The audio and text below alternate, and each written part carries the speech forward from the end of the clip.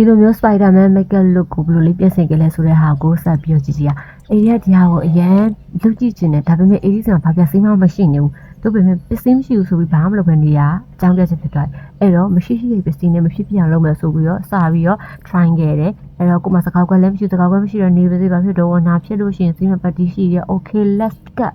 ညှပ်ပလိုက်တယ်ညှပ်ပြီးတော့မှတစ်ခါလေးမျက်လုံးမှာကတ်ပြီးရခါကျကိုရင်နဲ့ကတ်ပြီးရခါကျတော့ body paint လည်းမရှိ body paint လည်းမရှိရစဉ်းစားနေဘူးမလို့အဲ့ဒါဘာရှိလဲရှိရနဲ့ချအဲ့လည်းနာရှိရဲအဲ့ဒါနာနဲ့တေချာလေးကိုပင့်ကိုအင်းတွေတေချာဆွဲရပါတော့ဆွဲပြီးမှအတွင်းကထဲမှာဖြစ်အနေအောင်လေးတက်နေဘာမှမဟုတ်ဘူး eye shadow အနေအောင်လည်းပဲချတယ်အဲ့တော့မရှိရကိုအကြောင်းပြပြတယ်မရှိလို့မလုပ်ဘူးဆိုတာမျိုးမဖြစ်ရအောင်ဗာဖြစ်တော့မရှိရတဲ့လုံးအောင်ရအောင်လုပ်လိုက်တယ်လူပြီးွားရဲ့အခါမှာအဲ့မှာဘာဖြစ်လဲဆိုစကြောရဆောင်းတက်လာအဲ့အကွက်ဒီထိုင်မျိုးအကွက်ချင်နေတော့စကြောရဆောင်းတက်လာကိုရီးယားမင်းသားဆရာလောက်ကိုစကြောထိုင်ဆွဲခိုင်းချင်စီလောက်ပေါက်တာဒါပေမဲ့ခေါ်လို့မရဘူးလေအဲ့တော့ဆက်ပြီးတော့စကြောတက်ခံပြီးမှဆက်ဆွဲပြီးရခါကျလို့ရှိရင်နှခမ်းကြီးတော့ဒီနှခမ်းကြီးကိုဒီတကယ်လို့မှကြတော့ဗောနော်ဟိုပင့်ကိုအင်းကြီးပါပါတယ်ဒါပေမဲ့ဒီထဲမှာတော့ပင့်ကိုအင်းကြီးကိုတဲ့ဟာ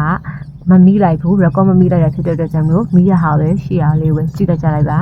အဲ့တော့ဒီမှာပေါ့နော် gradient ပုံစံမျိုးလေးပေါ်တော့အောင်လို့အနီနဲ့အမဲကိုတေချာလေး mix လုပ်ဖို့အတွက်ကို blend ပါတယ်အဲ့ဒီအချိန်မှာမှလုံးဝကိုအမိုက်စားပေါ့နော်ဒါပေမဲ့စကြောအရင်တက်ခံပြီးတော့စပြီးတော့လုံးနေ